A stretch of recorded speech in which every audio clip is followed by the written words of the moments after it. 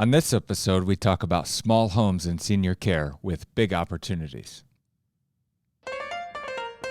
Welcome to the Investment Opportunity Podcast. We'll educate you on the latest investment trends happening in one of the hottest real estate classes, skilled nursing and seniors housing. We'll point out the risks so you can reap the rewards of investing in this growing and complex industry. And now your hosts, Ben Boland and Brandon Boland. Welcome to the Investment Opportunity Podcast presented by Senwell Senior Investment Advisors. I am Ben Boland, joined by my brother, Brandon Boland. As I said, we are presented by Senwell. Senwell is a skilled nursing and seniors housing mergers and acquisitions advisory firm. Today on the show, we're joined by Susan Ryan. Susan is the Senior Director of the Greenhouse Project. The Greenhouse Project partners with senior living providers to create homes for elders that demonstrate more powerful, meaningful, and satisfying lives, work, and relationships. Their model homes include homes for 10 to 12 people with private rooms and bathrooms, and it harmonizes with the neighboring community. Susan, thank you so much for being on the show. Thank you for having me. Appreciate it. So if we can just get started, I'm excited to have you here today just because I feel like we talk about the Greenhouse Project a lot. But if you can just tell us a little bit about yourself and what you're doing over there, that would be great. Sure. I lead what I think is probably one of the most innovative initiatives I've ever been a part of. We're radically transforming the traditional nursing home and even assisted living by really changing up the paradigm, really creating that physical environment we call real home. It's really taking a look at the philosophical culture, which we call relationship-rich, elder-directed care, or elder-directed living, I should say, and that's meaningful life. And last but not least, it's the human architecture and really making sure that the locus of control is there with the elder and the staff working closest to that elder. So it's a paradigm shift. I happen to be a nurse, and I can tell you in all of my career, I have never seen anything so radical hit long-term care as the greenhouse model. That's a good explanation. I have a question. So Ben and I deal on a daily basis with operators, real estate owners, lenders, appraisers, all in the skilled nursing and senior care environment and the seniors housing environment. A lot of times when we mention the Greenhouse Project, there's a lot of question marks that ensue from that point forward. So I guess if you could walk me through a scenario where I go to a site of where a Greenhouse Project exists, what am I looking at on the outside? And then when I open the door to one of these houses and one of these homes, what am I looking at on the inside as well? You know, I wish we could go do a tour right now because I think there's nothing like seeing is believing, and it won't look anything like the traditional nursing home. In fact, it would look pretty similar to a large home that would have 10 or 12 private rooms. You walk in, it's an open concept. I think, you know, that's what I like in my home is my open concept, which has a fireplace on one end and my open kitchen on the other. Similarly, that's a greenhouse home. So the elements of real home, it looks like, feels like it is real home. And I think that's part of the magic of greenhouse. And we'll probably get into talking about COVID-19 and the impact of COVID in a traditional environment versus the impact of COVID in a real home environment with private rooms. They're all ensuite bathrooms within each of those rooms. Everything is decentralized, so all the cooking is done in the home, the laundry is done in the home. So when you think about it from that perspective, it looks like, feels like, is real home. But the magic in terms of the outcomes for elders, the outcomes for staff with regards to turnover, staff satisfaction, elder satisfaction, occupancy rates. I mean, I think that to me, you know, the proof is in the outcomes, whether you're a nurse or you're someone in finance. And it's important that they're not mutually exclusive to one another. We want high quality care, high quality of life, and we want a good return on the investment. And I think that's what's so powerful about this model, is that it enables both to happen. That's win-win. And it does resemble, Ben and I have both been on the inside of some of these homes, and it does really resemble, you feel like you're inside someone's home, which is a great feeling and a great change of pace from the traditional skilled nursing model. Talk to me a little bit about some of the differences between what you would see in a home and versus one of these greenhouse projects. So there's rehab going on in the building, right? And then there's a communal dining area where all of the patients and residents get together to eat and really enjoy meals together. I think that's a little bit different today, my guess, than it was, 6 months ago, of how they interact with each other maybe. But maybe talk to us a little bit about the atmosphere on the inside and the kind of care that they're getting. Sure, where everything is really focused on the individual. And I think this is where you get your efficiencies. And I think in my past life, and I've been a nurse for a very long time, done long-term care and home care. And I can tell you that economies of scale efficiencies were all around the building and how many people you could serve kind of at one point of entry. Whereas at a greenhouse home, it's so different, and it's family feel. And by knowing each individual person, by having consistent staffing support each of those elders, it really helps you to have those better outcomes. So people typically in a non-COVID, where there are dining restrictions, they would be pulling up to a family table. That's one long table with elders and staff sitting around the table. So they're smelling the aromas of the food cooking. If they don't like what's being served, the kitchen is right there, and they're better able to address some of those preferences, and they're better able to take a look at weight loss and how to prevent that from happening by offering all sorts of real food supplements that they might prefer eating at a point in time. Laundry is done there in the home. Every elder has their own room. They have direct access. To me, this is huge, and would be very important to me if I were in one of these homes, and that's access to outside. So even in the pandemic, I think what was so exciting to me is that elders were able to get out on the courtyard. They were able to get some sunshine, social distancing, of course, but they were able to not be so confined to their room without feeling fresh air or sunshine on their face. And I think that's powerful. We had a community in Mississippi, actually, they described the quarantine they had instead of a barbecue, where they really had a wonderful time getting the elders outside. Family members were on the periphery outside the fence, but family members were able to see their loved ones. They were able to really socialize and have an event outside instead of being kind of sequestered or quarantined to the room in a traditional nursing home, which unfortunately that was the case for many. And I think, research is telling us that social isolation was a huge problem with regards to COVID. Okay. And go ahead.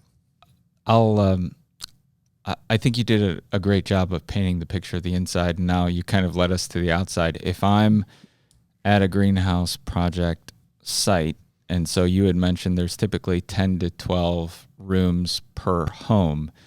Are there typically more homes on the same street or in the same neighborhood? What's the average mix that you typically see? So greenhouse homes are our largest community. We've got 16 greenhouse homes at one location under one nursing home license, and that's in outside Albany, New York. That was where they transitioned all 192 beds into greenhouse homes. And then we've got other communities that have determined they were just going to take 10 or 12 beds out of their traditional nursing home. I always call it kind of the toe in the water. We're going to test it to see what it's like.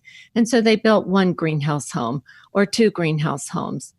If I would say an independently standing greenhouse home would be I would say 6 is kind of our recommended under one license. That's where to you're thinking about economies of scale and efficiency. It's where you're going to have nursing staffing work better between the 6 homes. You'll have the cost, the overhead cost of an administrator, director of nursing spread over 72 beds. I personally, we don't typically recommend going lower than that. Some have. We have a couple homes in Penfield, New York, 2 homes, 10 people in each home, and they're doing marvelously well under one license. So you can gain efficiencies. You work hard to figure out how do we gain those efficiencies and how can we make it work. So, Susan, you mentioned economies of scale. So I'm playing devil's advocate here. So if I Sure. am a traditional operator and I'm operating 60 to 100 bed nursing homes in a traditional environment, it's tough for me to wrap my head around this because this model is smaller than what I typically work with, and then B, you mentioned economies of scale in that you have multiple roofs, you have to staff each individual home. Why does this model work? So let's talk about how you make it work. And the first thing you need to think about is how do you control your development cost? And so we work really hard to make sure we're looking at square footage. I've got square footage greenhouse homes that have been built for, let's say, 10 people. They're about 6,000 square feet. I have greenhouse homes built for 10 people that are over 8,000 square feet. And so by smaller is better, you're really able to control some development costs there. Your FF&E, what's going in to really furnish those homes, will be important. Obviously, where you build, what you build, those sorts of things are going to be important considerations. The second thing is how you're financing or funding your homes. And we've had the majority of greenhouse partners are not-for-profit, and they've used tax-exempt bonds. But we've had some that have been built in rural areas, and they've used USDA financing. We've had some that have just gone to conventional banks and really been able to get a compelling rate with their conventional bank. Others have used capital campaigns as a nonprofit. They've brought a lot of equity to the table through fundraising. So that's kind of the second thing. The third thing is really taking a look at the revenue and thinking about the 3 payer sources typically are Medicare, Medicaid, and private. And so achieving the right payer mix is really important. We have folks that have been able to increase their private pay rate. We did a survey one time.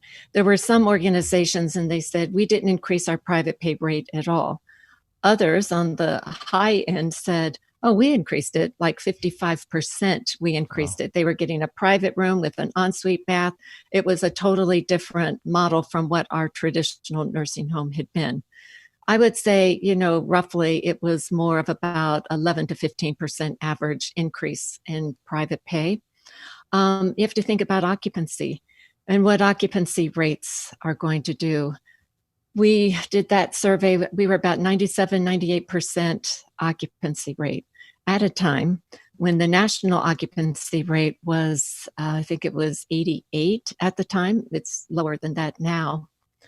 And the last thing to consider is your operating cost and where you will gain efficiencies there. So it's really interesting. In the greenhouse model, it's about a flattened hierarchy, which means that we are going to, and it's a universal worker. So the direct care staff, they're doing the care, they're doing the cooking, they're doing the cleaning, they're doing the laundry. And that means all your dietary staff and your laundry staff and your housekeeping staff will go down, but your direct care staff goes up. Your nursing will also be going up, your direct hands-on nursing, but middle management nursing goes down. Some other administrative functions will go down. We don't want layers of hierarchy. We really want to just put our money where our mouth is, or where the elders are, and really make sure that we are resourcing them with the people that are working closest to them and able to support them. So development cost, your operating cost, your financing, and looking at your revenue and your payer mix. Those, in every state's a little bit different in terms of Medicaid reimbursement. We have, in that same survey, we had 42% of elders that were supported on Medicaid. It was an average across all greenhouse homes.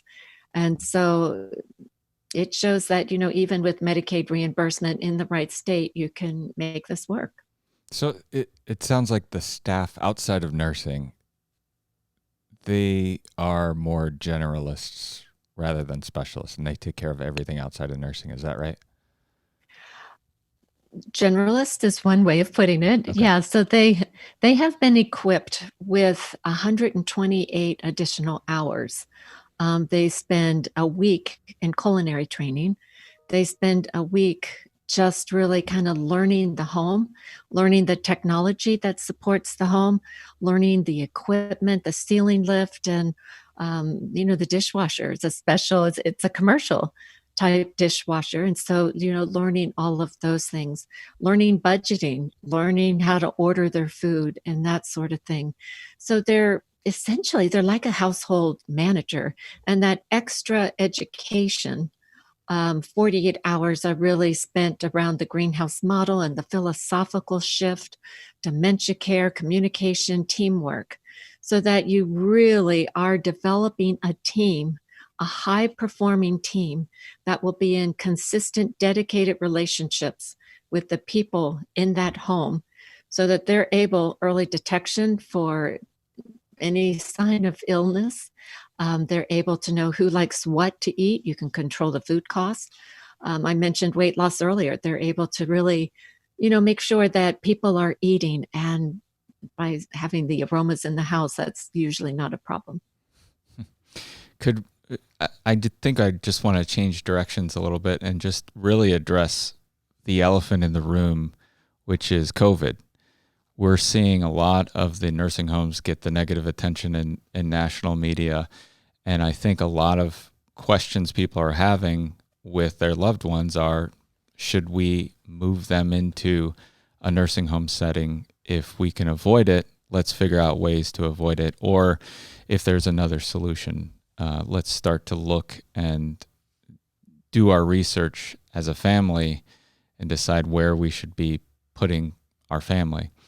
Now, in the traditional setting, we are starting to see operators do a phenomenal job of mitigating a lot of these risks. However, with the model that you described, I think given the current COVID environment, there are so many benefits in the smaller home setting. So do you have any figures or numbers that we can kind of walk through to talk about some of the differences between the traditional nursing home setting and the greenhouse project model? Absolutely. So we just we're starting a research study. We're working with a research advisor, Dr. Cheryl Zimmerman, out of University of North Carolina. She's going to be our COVID research advisor. And so we've done our first round of data. It's literally kind of hot off the press.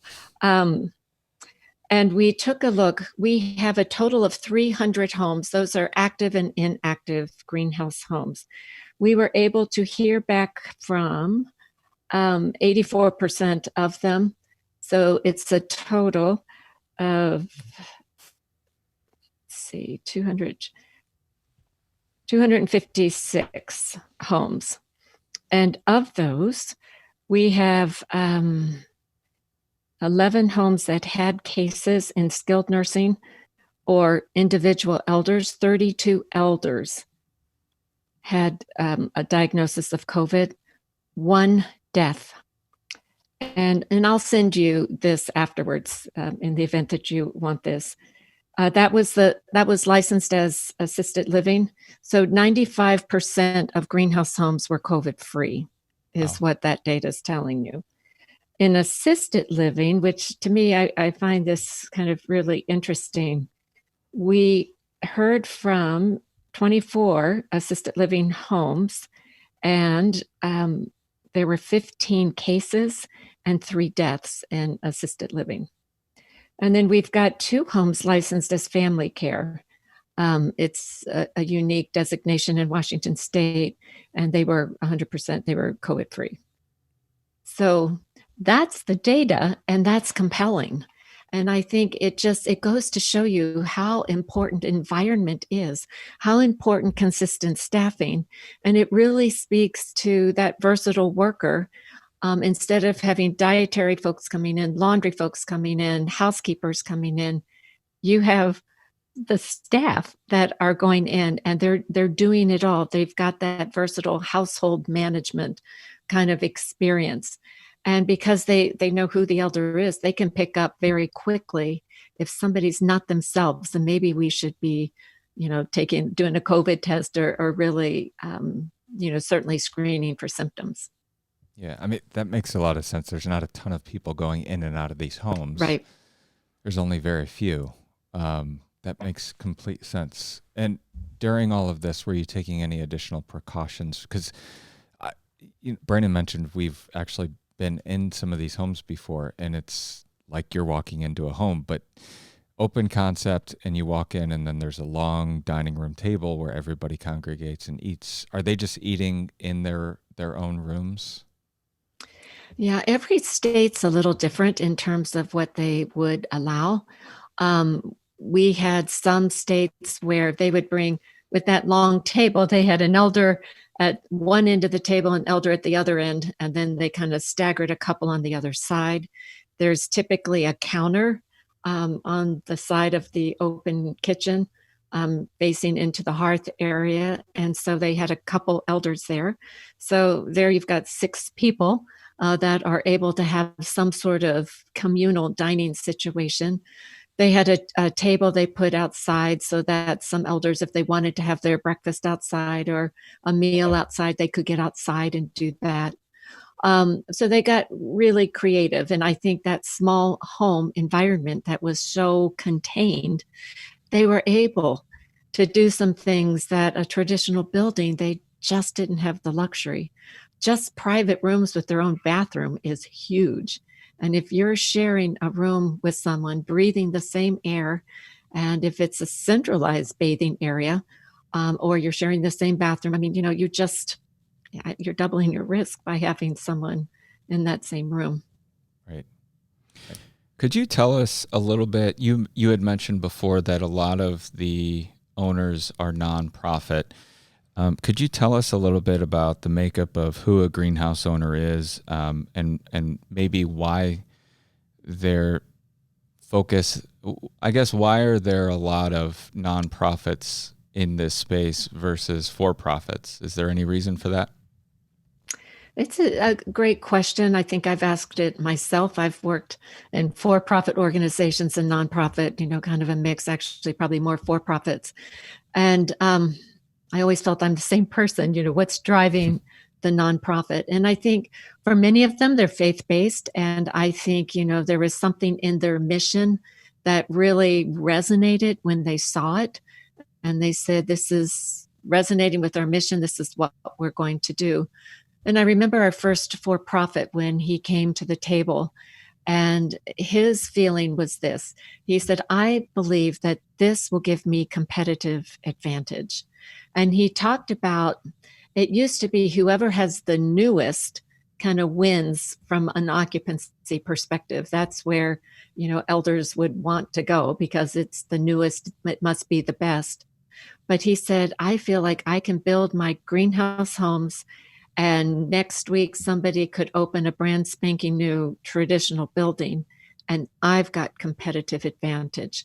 And so from an occupancy perspective, I'm going to do far better than because of that competitive advantage. He would tell you that he does good and he does well. And so it's really that forward-thinking provider, owner that says there is a better way. And, it feels a bit counterintuitive, but I'm going to figure out how to make it happen. And as he would tell you, failure is not an option. I'm going to make it happen, and we will figure out how to make it happen. Interestingly, he built his first greenhouse community. He has 4 communities, 33 homes spread across those 4. We'll open another community with another 10 homes later this year. But his first community, he said he was kind of splitting it. He built 5 greenhouse homes, and then he did a 60-bed traditional new building.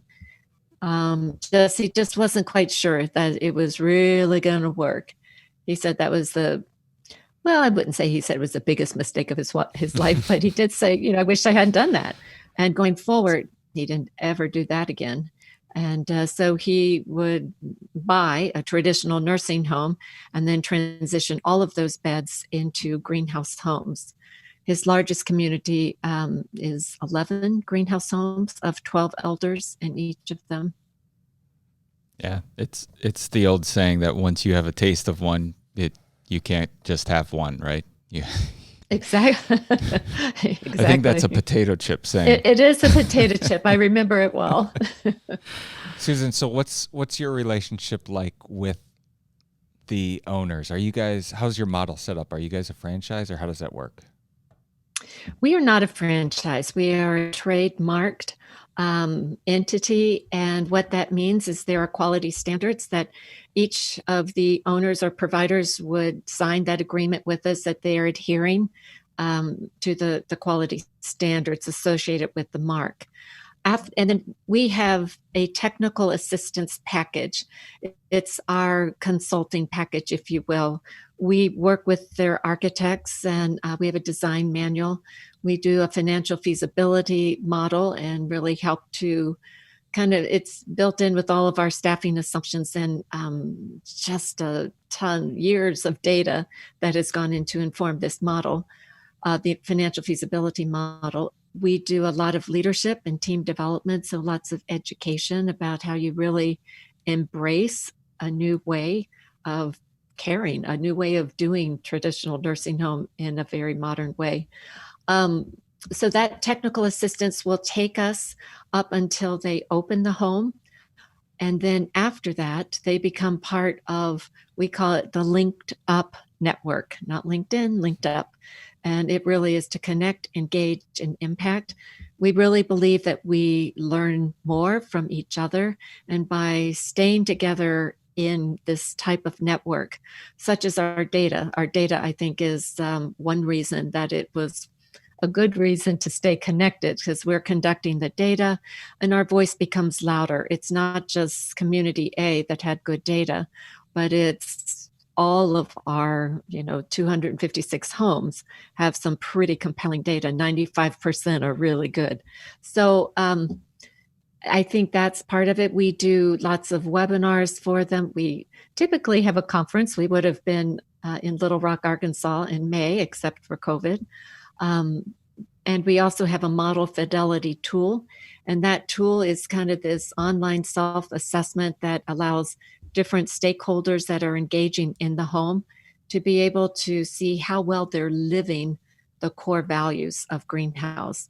So you protect your investment in the brand to really make sure that, you invested millions into building those homes. Let's make sure that you're living the brand. And that they are assessed every year. We call them the Linked Up dues. They're membership dues. That gets them the model and integrity tool. It gets them all these webinars. We have a password protected part in our website. So they've got all sorts of tools and resources. We convene all sorts of focus groups and study groups and different things to just help them get better, help us to continue to innovate. That's great. So it sounds like it's just a great support system. So you guys take no ownership under each individual home, correct? Correct. Okay, that's great. I'll cut in here. It doesn't sound like if I wanted to invest in one of these, I would need a significant amount of experience just based on what you just described. It sounds like I can just partner with you guys and start working with you guys, and day one, you guys can help walk me through the process of investing and developing one of these greenhouse models.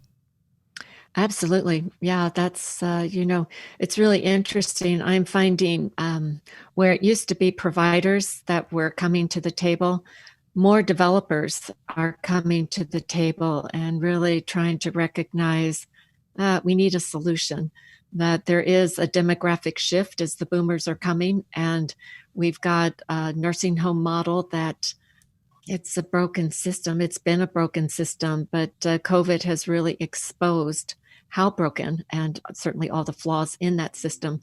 So I think it's an opportunity for developers to come to the table and say, if I were to do something, if I were to start from scratch, what would it look like? And I tell you, it's the forward thinking providers or developers that are coming to the table and say, I'm going to push against the status quo. I'm going to, really figure out what will it take to make this work. And I can tell you, it does work.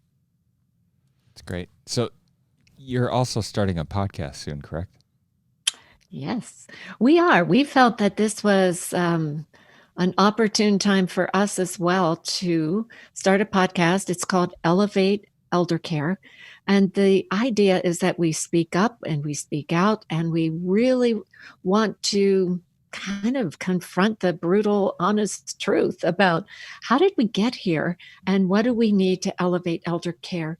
And I don't believe one person, one organization has all the answers, but I believe by tapping into thought leaders and diverse perspectives to really understand, what do you see from your lens, the way you're looking, and how can we collectively come together and really create something that I think we have to look at funding. I think we have to look at a lot of regulatory reform. There are so many things, but I want to talk to these thought leaders and gain their perspectives, and then listen, learn, and call people to action. So hopefully we will do our part to elevate elder care.